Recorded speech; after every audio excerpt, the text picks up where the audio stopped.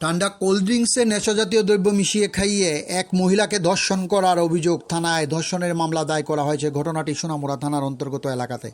ঘটনার বিবরণে পুলিশ সূত্রে জানা যায় যে এই বছরের এপ্রিল মাসের 15 তারিখ রাত অনুমানিক 9টার সময় এই ধর্ষণের মামলায় অভিযুক্ত ব্যক্তি মহিলার ঘরে ঢুকে অভিযোগকারিণী মহিলাকে ঠান্ডা স্প্রাইটের সঙ্গে নেশাজাতীয় দ্রব্য মিশিয়ে খাইয়ে দেয় এবং ওই অভিযোগকারী মহিলা নেশাজাতীয় দ্রব্য মিশ্রিত স্প্রাইট খেয়ে অচেতন হয়ে পড়েন। এই সুযোগে এই মামলায় অভিযুক্ত ধর্ষণকারী লোকটি এই মহিলার সঙ্গে শারীরিক সম্পর্ক করে। এছাড়া অভিযুক্ত ব্যক্তি বিভিন্ন সময় অভিযোগকারিণী মহিলাকে জোরপূর্বক শারীরিক সম্পর্ক করেন।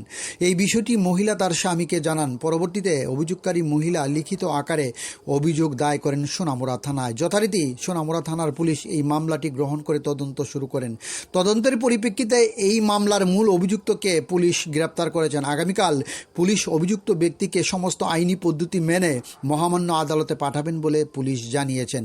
পুলিশ আরও জানিয়েছেন, তদন্তের সময়েও জানা যায় বাদী এবং বিবাদী দুইজন একই গ্রামের বাসিন্দা, তারা দুইজনেই বিবাহিত। ডিউরি রিপোর্ট, খোয়াই টাইমস বাংলা।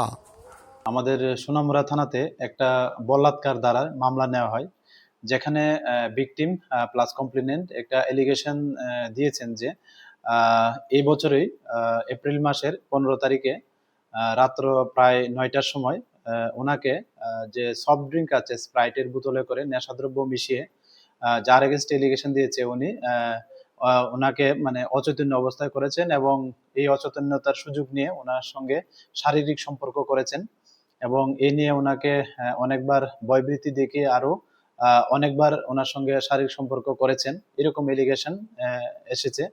তো এই এলিগেশনের ভিত্তিতেই আমাদের সোনামুড়া থানাতে এই মামলাটি নেওয়া হয়।